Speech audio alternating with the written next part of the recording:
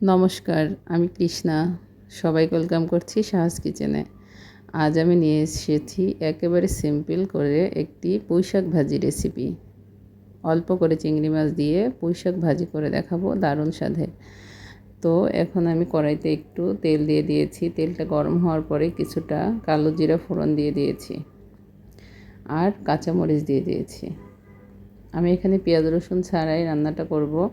আর আমার যেহেতু ছোট চিংড়ি মাছ ছিল না ঘরে, বড় সাইজের 2টা চিংড়ি আমি ছোট ছোট করে কেটে নিয়েছি। তো এখন পরিমাণ মতো লবণ হলুদ দিয়ে আমি মাছটাকে একটু ভাজা ভাজা করব। মাছটা ভাজা হয়ে আসলে যখন একটু চিংড়ি মাছের ঘ্রাণ বের হবে তখন আমি পুঁই শাকগুলো দিয়ে দিব। সুন্দর করে কেটে ধুয়ে রেখেছিলাম শাকগুলো, এখন দিয়ে দিয়েছি কড়াইতে। তো ভালোভাবে এখন আমি নেড়েচেড়ে মিশিয়ে নেব।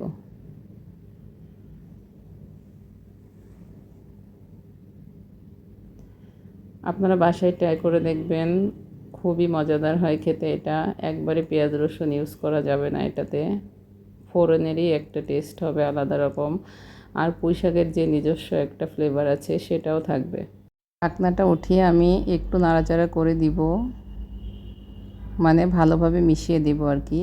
এই যে অর্ধেকটা প্রায় সিদ্ধ হয়ে গেছে, তো আমি আরও কিছুক্ষণ ঢাকা দিয়ে এভাবে রান্না করব।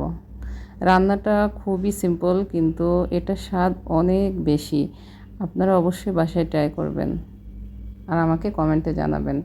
আর আমি এই যে নামানোর আগে দিয়ে দিয়েছি একটুখানি চিনি, মানে 1 চিমটি চিনি, আর একটু চালের গুঁড়া। তো চালের গুঁড়া না থাকলে ঘরে আপনারা এখানে আটা কিংবা কর্নফ্লাওয়ারও ব্যবহার করতে পারেন। তো সেটা অবশ্যই সামান্য পরিমাণে ব্যবহার করতে হবে। এই যে হয়ে গেছে, দেখেন নামিয়ে নিচ্ছি। কতটা লোভনীয় হয়েছে দেখেই বোঝা যাচ্ছে, খেতে অসম্ভব মজার হয় এবং গরমে একবারে পারফেক্ট একটা রেসিপি। আপনারা আমার চ্যানেলটিকে সাবস্ক্রাইব করে আমার পাশেই থাকবেন, আর ভালো লাগলে অবশ্যই ভিডিওতে একটি লাইক করবেন।